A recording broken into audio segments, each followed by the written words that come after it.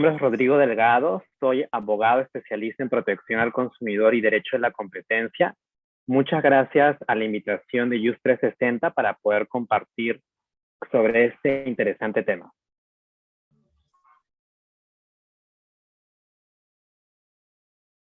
El Código de Protección y Defensa del Consumidor reconoce como derecho del consumidor el ser resarcido y como contraparte la obligación de los proveedores, las empresas, de resarcir daños causados a los consumidores, de conformidad con el Código Civil, que es el que establece el régimen general de la responsabilidad civil, ¿no?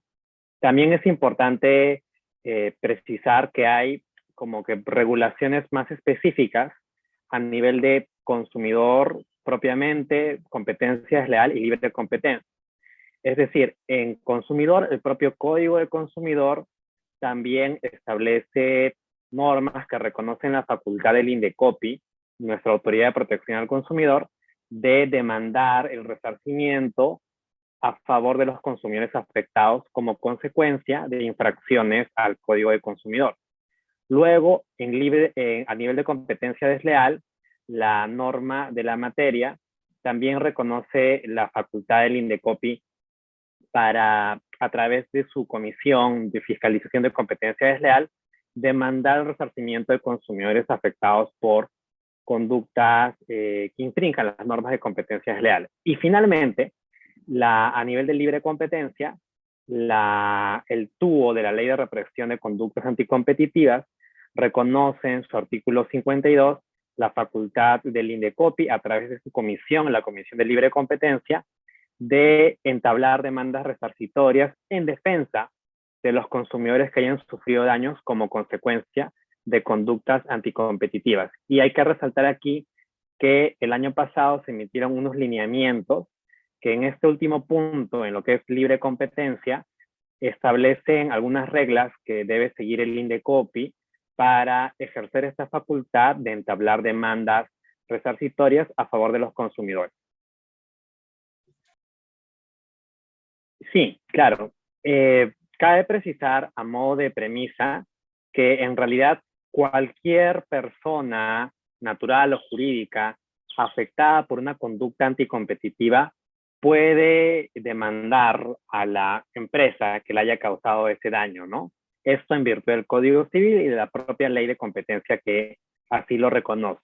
Pero en el caso particular de consumidores que son afectados, la ley establece que el INDECOPI, la Autoridad de Protección al Consumidor y de Competencia, tiene la facultad de demandar en defensa de esos consumidores afectados el resarcimiento que corresponda. Entonces, es en este contexto que se dan estos lineamientos y cuya finalidad es justamente reglamentar esta potestad que tiene la autoridad de consumo de entablar, promover acciones indemnizatorias a favor de los consumidores afectados por conductas anticompetitivas, por ejemplo, cárteles, ¿no? Y aquí hay que subrayar bastante que la guía es, como indiqué, o los lineamientos son una reglamentación de las facultades del INDECOPI. No buscan, no son vinculantes para un juez, ¿no? Porque el juez puede resolver ya cuando reciba la demanda en el caso concreto según su criterio. Sin embargo, sí puede el juez tomar en cuenta de manera referencial algunos conceptos que se desarrollan en la guía. Y así como las empresas pueden revisar la guía y también usarla de manera referencial para, digamos, temas de responsabilidad civil, daños que hayan sufrido ellas como empresas como consecuencia de conductas anticompetitivas, ¿no? Y sobre este punto habría que resaltar por último que esta es un poco la pieza que faltaba en el tema de la defensa de la libre competencia, ¿no? Porque estamos acostumbrados a sanciones y es una parte importante de la defensa de la libre competencia, sancionar las conductas anticompetitivas, pero también hay un resarcimiento a favor de los consumidores que tiene que ser impulsado, ¿no? Y justamente los lineamientos buscan facilitar este tipo de soluciones.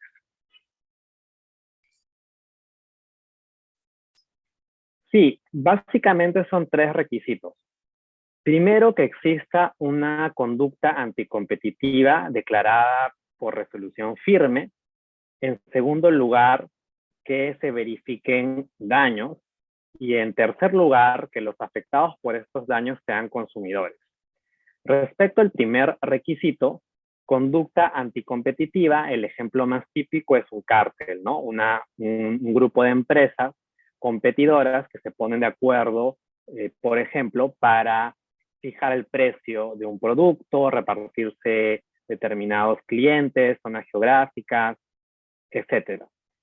Y esto de declarado mediante resolución firme es importante porque la ley exige que previamente el Indecopi haya declarado y haya sancionado esa conducta y esa resolución haya quedado firme, es decir, que no haya sido impugnada ante el Poder Judicial o ante las instancias superiores del Indecopi, o que habiendo sido impugnada ya, digamos, hayan agotado todos los recursos y ya no se pueda impugnar más, ¿no?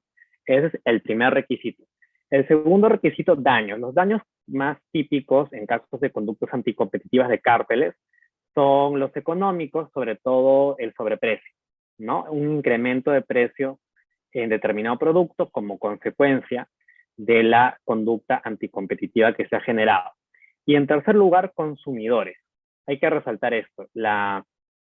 Para que el Indecopi pueda desplegar esta facultad de demandar en defensa de los consumidores, tiene que haber este tipo de sujetos, ¿no? Definidos por el Código de Protección y Defensa del Consumidor. En otras palabras, son destinatarios finales de productos y servicios, ¿no? Digamos, en líneas generales, ¿no? Y no está pensado en empresas, ¿no? Si la empresa es la afectada, el Indecopi no se cumple el requisito, no puede ejercer su facultad. Eso no quiere decir que si una empresa sufre daños por una conducta anticompetitiva no pueda demandar, no puede hacerlo individualmente, pero no es que el Indecopi pueda demandar en su defensa. Entonces, cuando se cumplen estos tres elementos, ya la autoridad de consumidor y de competencia, el Indecopi, puede ejercer su facultad y promover una demanda contra la empresa o las empresas que hayan sido declaradas responsables de esta conducta anticompetitiva. Es una pregunta muy importante porque es uno de los mayores retos en este tipo de temas. Hay que precisar que por la propia naturaleza de estas conductas suele ser muy difícil identificar con exactitud a cada uno de los consumidores afectados. Sin embargo, lo que la experiencia comparada enseña y lo que ha sido recogido por los lineamientos es que para promover este tipo de demandas, al menos al inicio, no se necesita identificar con exactitud a cada uno de los consumidores afectados, porque ya hemos dicho que eso es difícil, y es suficiente en tal sentido una estimación razonable, debidamente motivada, ¿no? Que nos dé cuenta de cuál es la clase o el grupo de consumidores afectados. Por ejemplo, si es un grupo de farmacias que se han puesto de acuerdo para fijar el precio de determinada medicina, la medicina X, ¿no?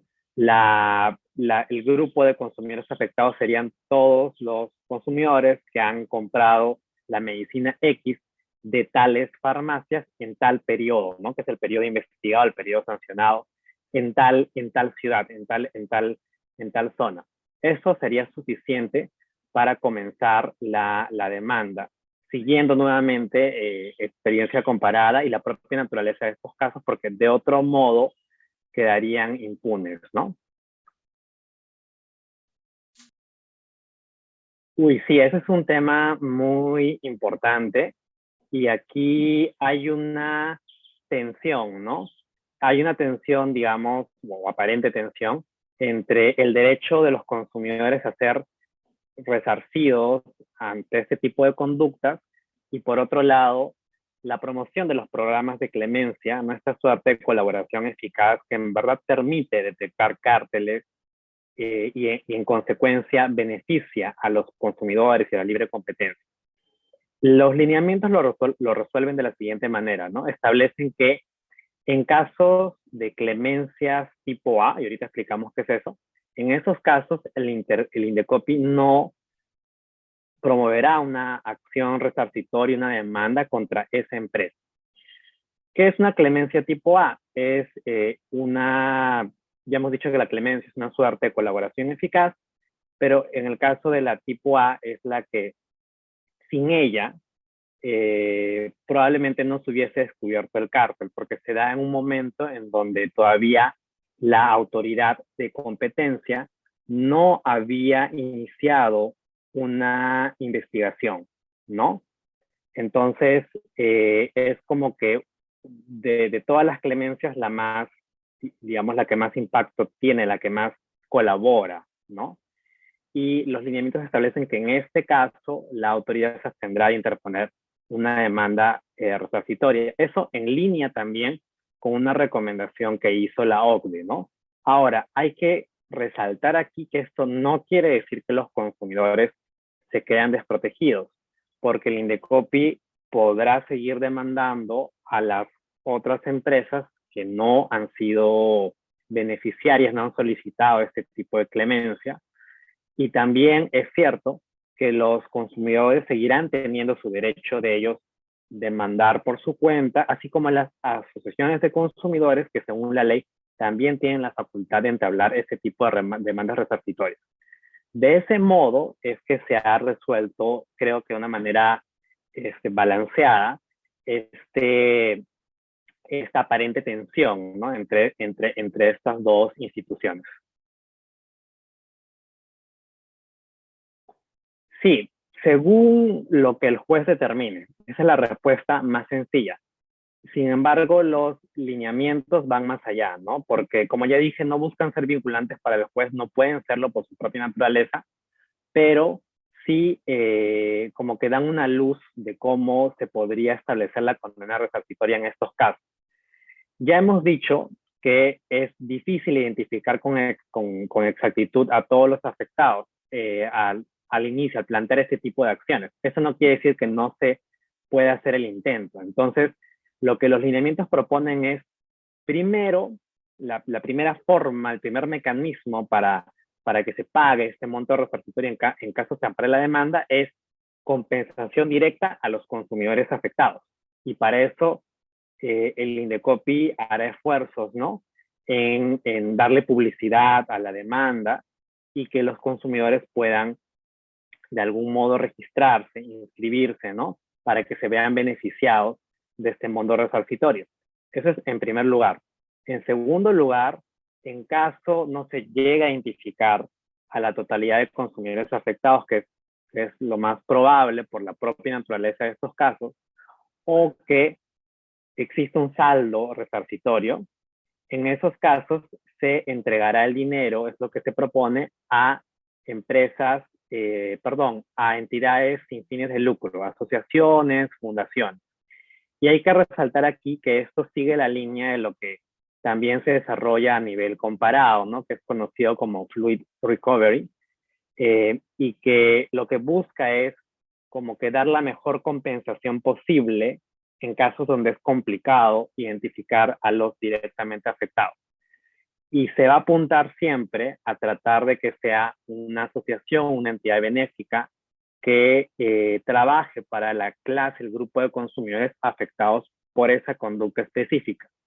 Por ejemplo, si fuese un cártel de farmacia sobre un medicamento X, podría ser que el dinero, el saldo resarcitorio de los consumidores que no han podido ser identificados sea entregado a fundaciones, asociaciones que trabajen temas de salud, que trabajen en beneficio de personas que usen esos medicamentos que han sido objeto del cártel. Entonces, digamos que eso es en líneas generales cómo se propone un esquema resarcitorio en la práctica, pero como mencioné al inicio, va a depender de la decisión del juez, puedo usar esto como referencia, pero los lineamientos también precisan que en caso se llegue a una transacción, que es algo legalmente posible, estos criterios serán tomados en cuenta por la autoridad de competencia de consumidor, el Indecopi, para, digamos, para en la práctica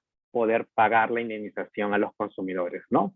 Así se ha resuelto este tema. Bueno, muchas gracias a Just 360 por la invitación. Quiero aprovechar para compartir que quienes deseen revisar estos lineamientos a los que me he referido pueden hacerlos en el enlace que entiendo Just 360 les proporcionará. Asimismo, este documento está nominado actualmente a una premiación internacional, los Antitrust Writing Awards, y hasta el 25 de marzo se puede votar por esta publicación de una entidad estatal peruana, ¿no? El Indecopi. También se les va a compartir en enlace por ahí si quieren, luego de revisar el documento, si lo tienen a bien, consideran apoyarlo en esta votación. Y finalmente, quiero invitar a todos y todas al segundo Congreso en Protección al Consumidor organizado por Just. Va a estar muy interesante, tiene temas muy importantes, muy vigentes, con ponentes de lujo. Y bueno, adicionalmente yo también voy a participar. Entonces, los y las esperamos allí. Gracias.